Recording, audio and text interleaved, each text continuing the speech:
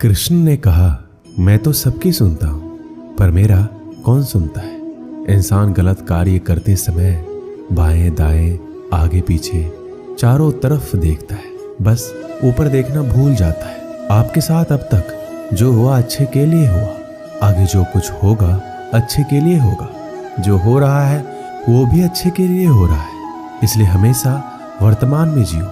भविष्य की चिंता मत करो। तू करता वही है जो तू चाहता है, होता वही है जो मैं चाहता हूँ। तू वही कर जो मैं चाहता हूँ, फिर होगा वही जो तू चाहता है। उससे मत डरो जो वास्तविक नहीं है, ना कभी था ना कभी होगा। जो वास्तविक है वो हमेशा था, उसे कभी नष्ट नहीं किया जा सकता। श्री कृष्ण कहते हैं, जिस व्यक्ति को आपकी कद्र नहीं, उसके साथ खड़े रहने से अच्छा है आप अकेले रहें। संबंध उसी आत्मा से जुड़ता है जिनका हमसे पिछले जन्मों का कोई रिश्ता होता है, वरना दुनिया के इस भीड़ में कौन किसको जानता है। कृष्ण ने राधा से पूछा, एक ऐसी जगह बताओ जहां मैं नहीं हूं। राधा ने मुस्कुरा के कहा, बस मेरे नसीब में। अहंकार करने पर इंसान की प्रतिष्ठा, वंश, वैभव तीनों ही चले जाते हैं। विश्वास ना हो तो रावण, कौरव और कंस का अंत देख लो। प्यार और तकदीर कभी साथ नहीं चलते, क्योंकि जो तकदीर में होते हैं उनसे कभी प्यार नहीं होता, और जिससे हमें प्यार हो जाता है वो तकदीर में नहीं होता। मनुष्य को जीवन में श्रेष्ठ बनने का प्रयास अवश्य करना चाहिए, परंतु जीवन में हमेशा उत्तम ही रहना चाहिए। जैसे प्राणी अपने पुराने कपड़ों को उतार कर फेंक देता है, नए को धारण कर लेता है, उसी प्रकार यह आत्मा पुराने शरीर से त्याग करके नया शरीर प्राप्त करती है। मैं सभी प्राणियों को समान रूप से देखता हूँ, ना कोई मुझे कम प्रिय है ना अधिक, लेकिन जो मेरी प्रेम पूर्वक आराधना करते हैं वो मेरे भीतर रहते हैं और मैं उनके जीवन में आता हूँ। मनुष्य कितना भी गोरा क्यों ना हो, परंतु उसकी परछाई सदैव काली होती है। मैं श्रेष्ठ हूँ यह आत्मविश्वास है, लेकिन सिर्फ मैं ही श्रेष्ठ हूँ ये अहंकार है। राधा ने श्री कृष्ण से पूछा, प्यार का असली मतलब क्या होता है।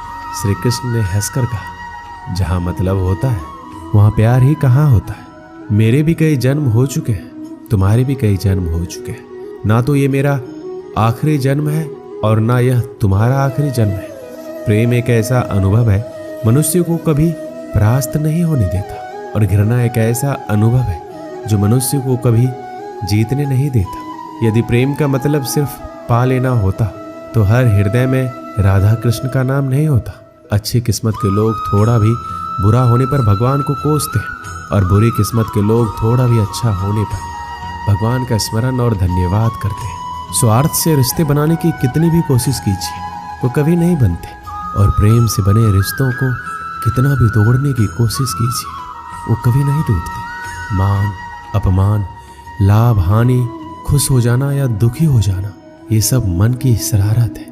ये सच बात है कि भूल करके इंसान कुछ सीखता है, परंतु इसका मतलब ये नहीं कि वह जीवन भर भूल करता रहे और कहे कि हम सीख रहे हैं। पूरी दुनिया जीती जा सकती है संस्कार से, और जीता हुआ आदमी भी हार जाता है अहंकार से। अच्छा इंसान बनने के लिए उतना ही प्रयास कीजिए जितना सुंदर दिखने के लिए करते हैं।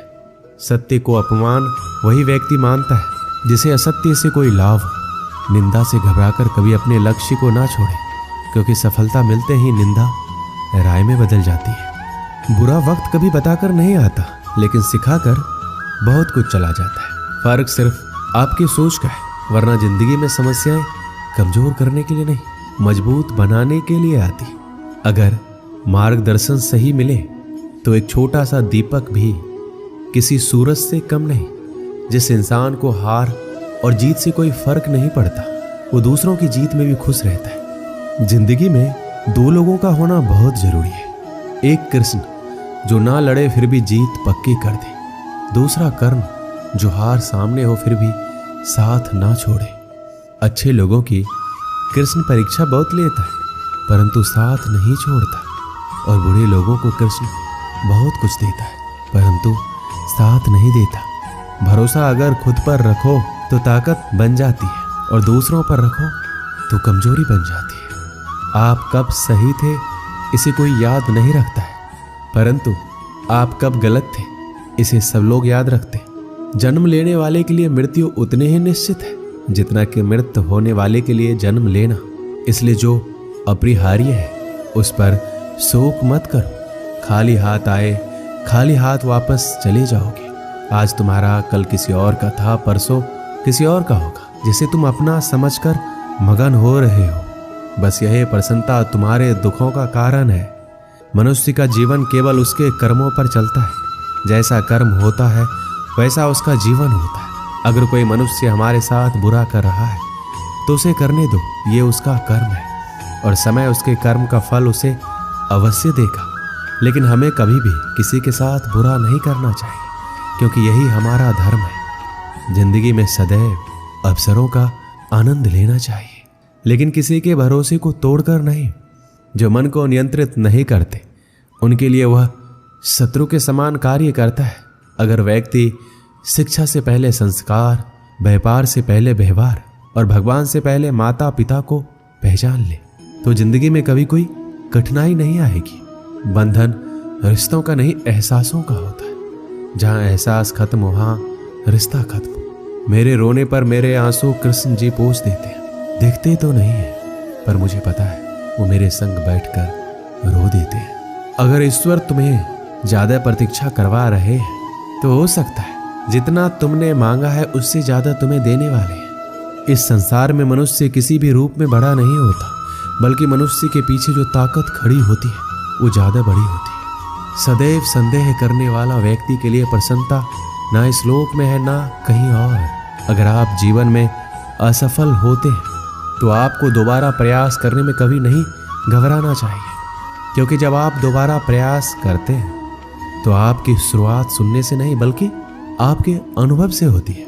मनुष्य अपने विश्वास से निर्मित होता है। जैसा वो विश्वास करता है वैसा वो बन जाता है। इस पूरे ब्रह्मांड में ऐसी कोई ताकत नहीं जो इंसान की इच्छाओं की पूर्ति कर सके, क्योंकि इंसान की इच्छाएं एक समुद्र के समान होती है जिसे कभी भी भरा नहीं जा सकता।